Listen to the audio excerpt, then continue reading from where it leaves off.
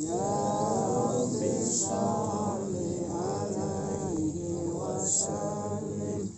Allahumma salli ala Muhammad.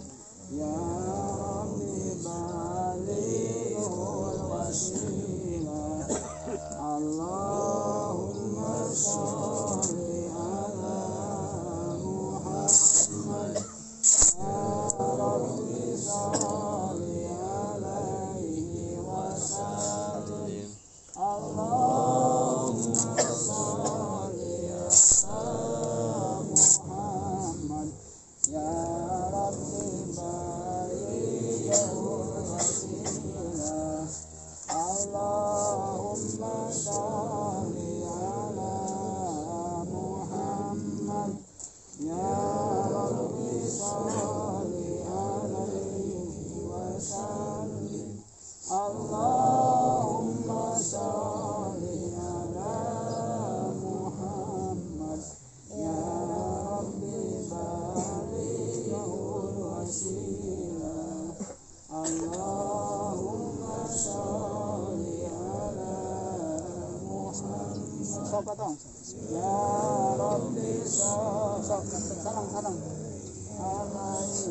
wasallam. Allahumma salli ala Allahu Akbar. Allahu Akbar. Sok tengah.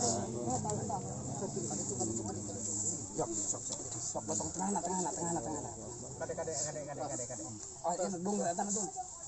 Allahumma sholli ala Muhammad. Ya Rabbi. Kondisinya emang seperti apa, Pak? Masih utuh, masih gini. Tangannya masih gini. Tangannya masih gini, masih keras.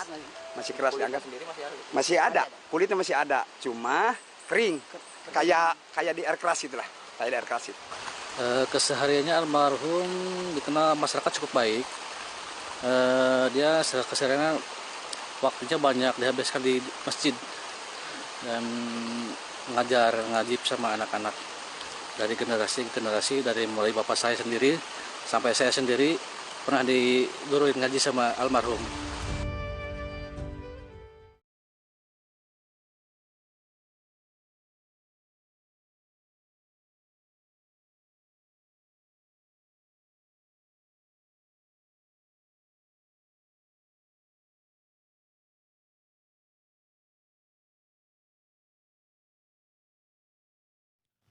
Kata sebagian pakar bumi dan kata dokter, pada beberapa jenazah yang ditemukan utuh katanya terjadi pengapuran.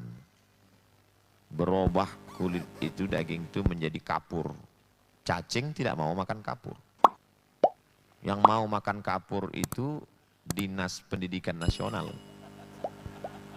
Cacing tak mau makan kapur. Karena itu bukan makanan dia. Itu alasan logisnya dari beberapa dokter yang saya baca, ditemukan beberapa jenazah yang tidak hancur dimakan cacing tanah. Tapi dalam hadis Nabi, inna salatakum ma'rudatun alayya. Salawat kalian akan dibawa ke makamku. Hadis sahih. Salawat kita dari Masjid Salman itu dibawa ke makam Nabi di Madinah. Lalu sahabat, jangan sangka sahabat itu kalau dengar pengajian diam, pasif. Enggak, sahabat itu ada nanya. Lalu sahabat nanya, kaifa salatuna ma'rudatun alaika wa qad arimta? Bagaimana mungkin selawat kami dibawa ke makammu? Kamu kan sudah mati dimakan cacing tanah. Dijawab Nabi, innallaha harramal arda ajsadal anbiya. Allah mengharamkan tanah memakan jasad para nabi. Jadi dua-dua ada dalilnya, baik secara hadis Nabi maupun logika akal. Innallaha harramal arda, Allah mengharamkan tanah memakan jasad para nabi. Di kampung saya kiai Pak Ustadz, dia bukan nabi. Kenapa waktu terjadi pemindahan makam, ini ada kampung mau dijadikan sebagai PLTA, pembangkit listrik tenaga air. Beberapa kampung kecamatan jadi danau. Lalu kemudian Bapak Kades pengumuman makam kakeknya, mbahnya supaya dipindahkan. Supaya jangan sampai nanti mau Ramadan ziarahnya ke danau. pindahkan. Hanya ketika digali ternyata makam tidak hancur. Tadi dalam hadis itu kan Nabi, ini al-ulama warasatul anbiya. Ulama pewaris para nabi. Dia tidak LCMA, dia tidak doktor, dia tidak ustadz terkenal. Dia hanya ustadz kampung yang mengajar, tapi perbuatan dia perbuatan nabi. Wa man ahsanu qawlan mimman da'a ilallah. Adakah perbuatan yang lebih baik daripada mengajak orang ke jalan Allah? Tugas nabi dilanjutkan oleh al-ulama warasatul anbiya. Itulah mengapa beberapa jasad para orang-orang soleh tidak dimakan cacing tanah. Tapi ada juga dukun santet yang jasadnya utuh. Bagaimana cara membedakan bahwa ini diridhai Allah, ini tidak? Bedanya orang yang sesat, penyembah setan, dukun yang mati jasadnya utuh, itu biasanya bertambah. Kukunya bertambah, rambutnya bertambah. Maka ketika digali, badannya mengecil, bertambah. Nah, ini salah satu indikasi.